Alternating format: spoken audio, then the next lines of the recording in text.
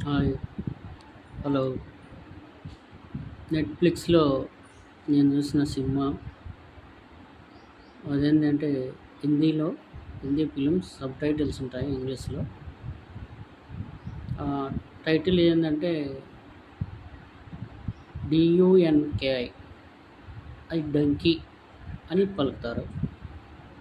ఆ movie story ఏంటంటే పేదవాళ్ళు విదేశాలకు పోవడానికి కష్టాలు ఎలా ఉంటాయి, వీసా, పాస్‌పోర్ట్ కోసం వాళ్ళు చేసేటువంటి అంటే ధనికులైతే డబ్బు కట్టి ఇది చేసి వెళ్తారు. పేదవాడికి ఇక్కడ కష్టాలుంటాయి. ఆ కష్టాలు తీర్చుకోవాలంటే డబ్బులు కావాలి. ఆ రోజుల్లో